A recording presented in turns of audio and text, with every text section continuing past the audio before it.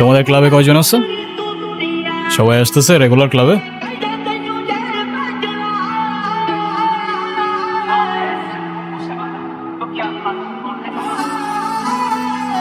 বলটা দে। আমার পোলাপানে গায়ে হাত দিছস কেন?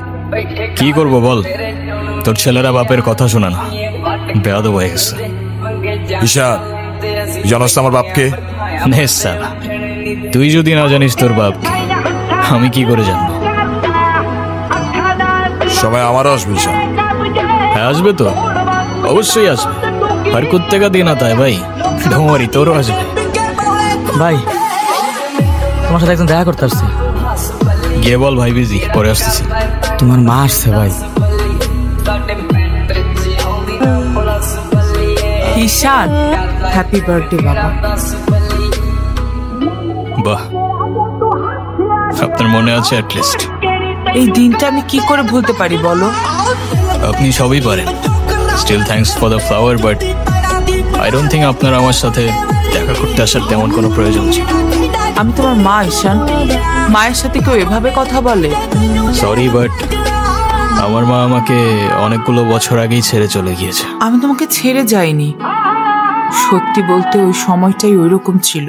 মনে করিয়ে দেওয়ার প্রয়োজন নেই, আমি ভুলিনি আর কখনো ভুলবো না।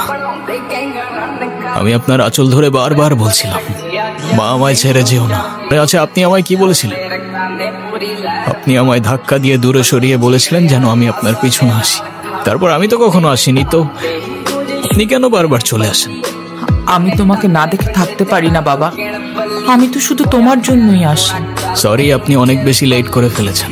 আর এমনিতেও আপনাদের জন্য আমার আর কোনো ইমোশনস কাজ করে না। আই হোপ আপনি বুঝতে পারবেন।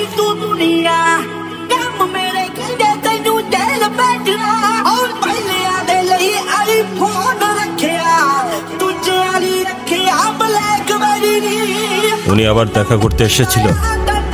হ্যাঁ, তুমি ওনাকে বলো নাই তোমার সাথে যেন আর দেখা না করে? ওনাকেও বলছি আর আপনাকেও বলছি, আমাকে আমার মতো থাকতে দেন। কেন কল করেন বারবার? ঈশান, আমি তোমার বাবা। ও প্লিজ, যখন দরকার ছিল তখন তো কেউ ফিরেও তাকাননি আমার দিকে, তো এখন কেন? উনি কি বলতে চায়? কেন এসেছিল?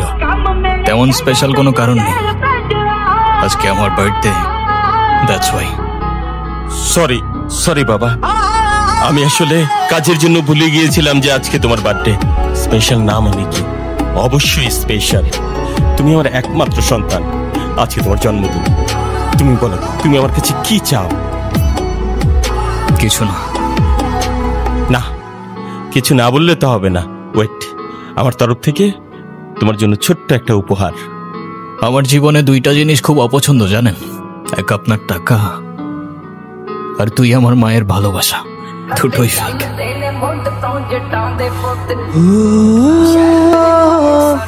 Oh